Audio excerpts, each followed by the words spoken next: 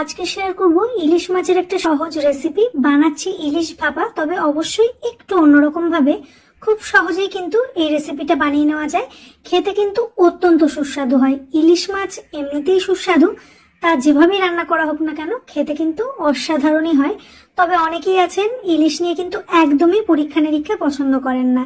তবে কিন্তু এই রেসিপিটা কখনো এভাবে একবার বানিয়ে নেওয়া যেতেই পারে, যেটা খেতে ভীষণ সুস্বাদু হয়। তো ইলিশ মাছ পরিষ্কার করে নিয়ে লবণ, হলুদ, একটু কাশ্মীরি লঙ্কার গুঁড়ো মাখিয়ে কিছুক্ষণ রেখে দেবো। একটা মশলা পেস্ট বানিয়ে নেবো। মিক্সিং জারে দিয়ে দিচ্ছি 1 টেবিল চামচ পোস্ত, 1 চামচ মতো সাদা সর্ষে, 1 টেবিল চামচ কালো সর্ষে, বেশ কয়েকটা কাঁচা লঙ্কা। প্রথমে শুকনো ঘুরিয়ে নিয়ে তারপর জল দিয়ে একটা স্মুথ পেস্ট বানিয়ে নেবো।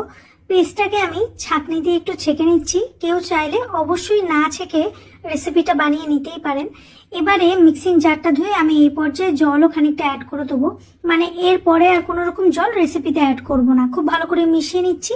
বেসিক কিছু গুঁড়ো মশলা এর মধ্যে অ্যাড করে দেবো। দিয়ে দিচ্ছি একটু হলুদ গুঁড়ো, স্বাদ মতো লবণ, সামান্য কাশ্মীরি লঙ্কার গুঁড়ো আর 2-1 দানা চিনি। খুব ভালো করে মশলা পেস্টের সাথে গুঁড়ো মশলাটাকেও মিশিয়ে নিচ্ছি।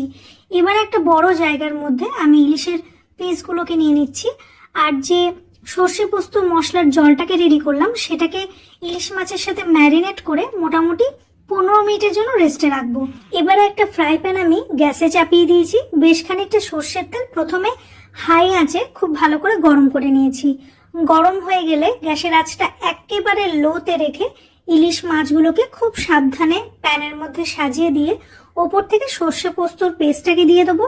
আর কোনো রকম জল কিন্তু এই রেসিপিতে অ্যাড করব না। এবারে দিয়ে দেবো আরো কয়েকটা চেরা কাঁচা লঙ্কা আর দিয়ে দেবো খানিকটা সর্ষের তেল। অবশ্যই আর একটু সর্ষের তেল আপনারা অ্যাড করতেই পারেন, আমি একটু কম অ্যাড করেছি।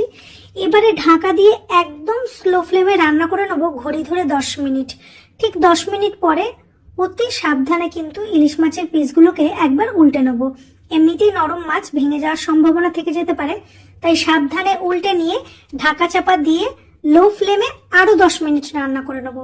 10 মিনিট পর কিন্তু রেসিপিটা একদম রেডি। এবারে আরো 2-3টে কাঁচা লঙ্কা দিয়ে গ্যাসের ফ্লেমটা অফ করে ঢাকা দিয়ে 10 মিনিট রাখলেই কিন্তু একদম গরম গরম ভাতের সাথে অমৃত রেডি।